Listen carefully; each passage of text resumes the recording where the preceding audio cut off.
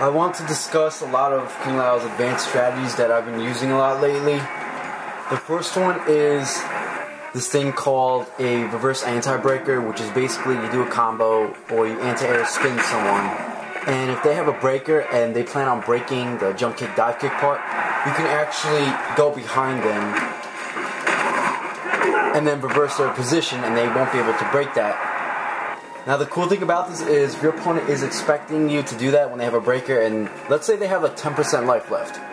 You launch them, they have 10% life left, they're holding forward to break. You dash behind them, do that, do the combo. They don't break the first two kicks because they're holding the other way, so you end up killing them. Now against smart opponents that are aware of this, they're going to be holding the opposite direction, thinking, okay, this guy might try to reverse my breaker input so I can't break.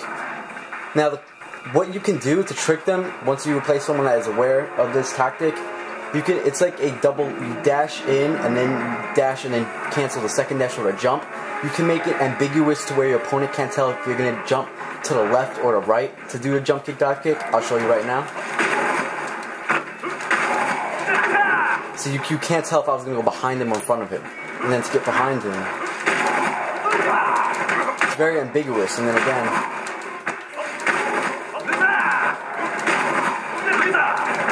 the opponent has to pretty much take a guess when they want to break and they have low health. So that's a pretty cool strategy with using Kung Lao. Another one is using Kung Lao's enhanced teleport and then doing a delayed one to increase your armor duration for a couple more frames after you land. The cool thing about this is there are a lot of setups where once you start reading your opponent's pattern on when they want to wake up, you can set up a knockdown into an enhanced teleport and then delay the one to have increased armor, and then you can press your opponent. And I'll show you right now what it looks like.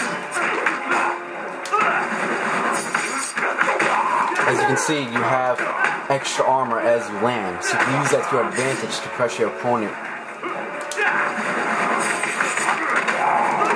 Now for characters, let's say you're up against someone like Melina. You knock them down, you do an enhanced teleport or whatever, they get up and mash down, force all your follow-ups with. What you can do is do an enhanced teleport, whiff back one, land, and then back 3-3, spin Punisher. You'll have enough armor to absorb the down 4 or down 1 or whatever she's doing, and then you will launch Punisher. Another thing is people like to jump after that.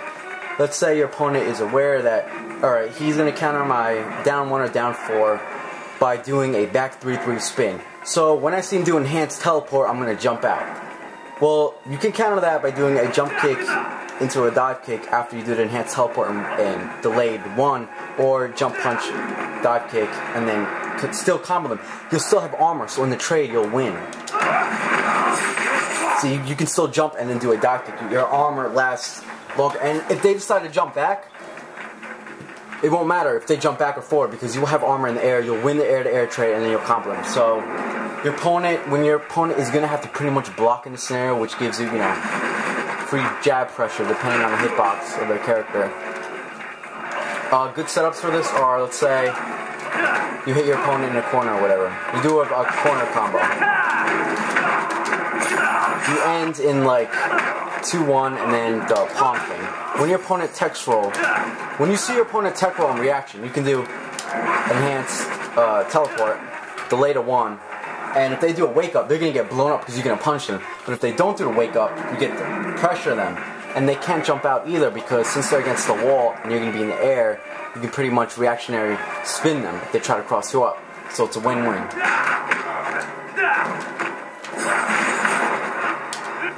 That's one of the setups I use. I use that move mainly against the wall, or when I know, let's say, if I ever knock my opponent down, and I know that they're going to do a wake up, like for sure, like I read them, and I see them always do a wake up after I knock them mid-screen and then do this or something. They always like to wake up. That's when this tactic becomes really good to use.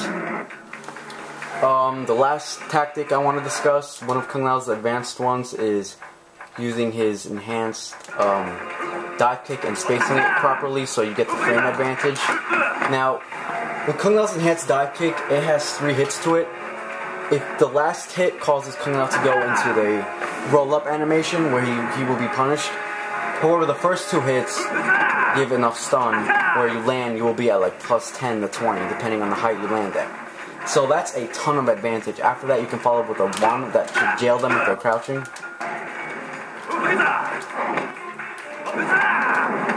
Whoops, I'm getting forward. But anyway, some setups I have for that is, what I like to do is, after a forward throw, if I see my opponent starts respecting my OTGs after that, like let's say, after a forward four, you like to do this to disable them from laying on the ground. Because if they lay on the ground, they can avoid your enhanced dive kick. It's buggy. Sometimes it'll hit them, sometimes it won't, but overall, if you do an enhanced dive kick and your opponent lays on the ground, this will miss. So, once you condition your opponent with Kung Lao's OTGs, and Kung Lao has a ton of OTGs. He has low hat hits him on the floor. He has the obvious 4-2 overhead that picks him up, and he also has the roll that's an OTG, so he has a lot of OTGs. Once your opponent starts respecting your OTGs and starts getting up, what you can do is, let's say off a forward throw, you can do a forward throw and then jump back, enhance dive kick, get advantage, and then go into pressure like that. Another setup, aside from throws, is doing 2-4 and then doing the forward when you throw them behind you. Jump straight up and do that, and then you become at advantage again. It's another good setup I use. Those are the two main easiest setups to do. You can also space your opponent well in the corner. Let's say they're like in the corner, you're playing footsies with them. You know that they're going to stay stationary there because they're waiting for a dive kick to block. Because in the corner, you do not want to get hit by a dive kick by Kung Lao. You'll eat a huge combo. So what they like to do is they like to, stand there and block just in case you jump in with a dive kick. What you can do is you can space yourself, come in with that. It'll clip them, and you on a lot of characters that don't have any like moves that are 12 frames or lower than that, they can't punish his 2-1-2-1-2 on blocks. You could be like enhanced dive kick and then 2-1-2-1-2. If I could do it. That almost builds a bar right there. Using the enhanced dive kick on block, then using the frame advantage off of that into the 2-1-2-1-2, that almost builds a bar meter, and it does over 10% chip. So it's a really good tool to use. And these are just some advanced Kung Lao tactics that I've been using. And I know a lot of people know about these, but I just want to throw them out there and hope the Kung Lao players that don't know about these, hope you guys add this to your game because it really does level up Kung Lao.